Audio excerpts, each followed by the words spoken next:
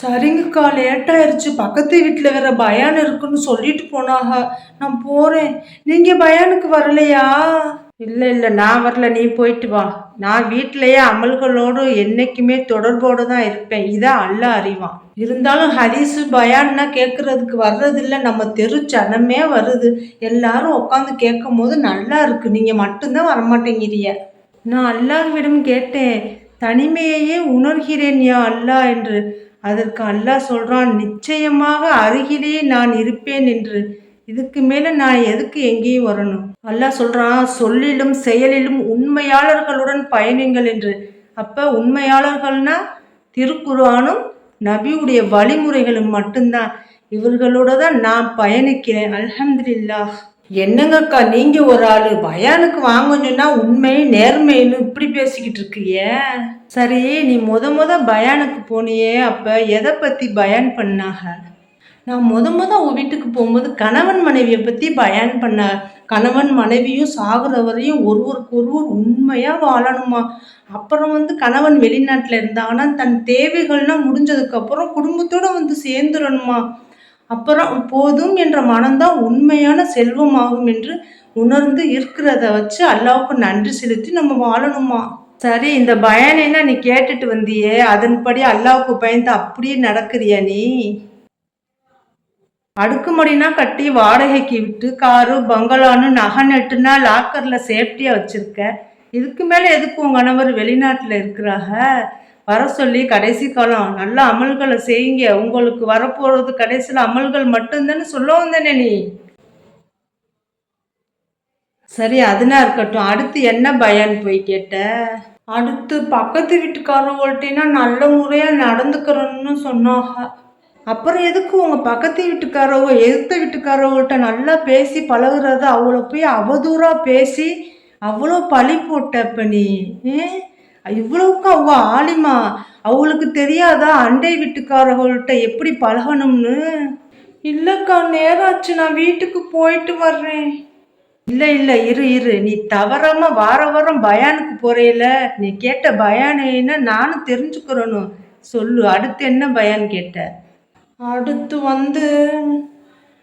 கோல் சொல்லி புறம் பேசிக்கிட்டு குடும்பத்துலனா சண்டை சச்சரவுனா செஞ்சுக்கிட்டு இருக்கக்கூடாதுன்னு சொன்னாக்கா.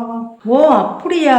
அப்ப பக்கத்து தெருவில் போய் போனை கொண்டுட்டு போய் ஒரு வீட்டில் அவ பேசுறத பூரா ரெக்கார்டு பண்ணிக்கிட்டு அவங்களுக்கு அனுப்பி மாமியா கணவன் மருமகளுக்கு சண்டையை போட்டு குடும்பத்தையே ரெண்டாக்கி கிளச்ச.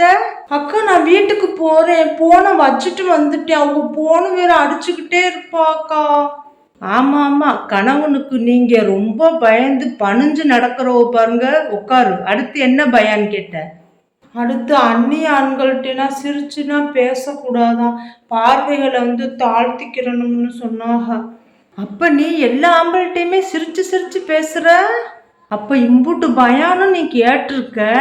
ஆனா உன் கணவரை வெளிநாட்டிலேயே பணத்துக்காண்டி விட்டுட்ட. ஆனா அடுத்த கணவர்மார்களைனா நினைச்சு உருகுற நீ. ஆனா கணவன் மனைவிக்குள்ளேயும் சண்டையும் மூட்டி விடுற. இம்புட்டு கதிசு நீ எதுக்கு போய் கேட்குறங்க? பயான் ஹதீஸ்னா இறை வேதத்துடைய உண்மைகள், குரானுடைய வசனங்கள்னா மனிதர்களுடைய குணங்களை சரி செய்வதற்கு தான். நீங்கன்னா போய் சும்மா கூட்டம் போட்டுக்கிட்டு சும்மா கேட்டுக்கிட்டு அங்கேயும் போய் டைம் பாஸ் பண்ணிட்டு உங்க இஷ்டத்துக்கு தான் ஆட்டம் போடுறீங்க.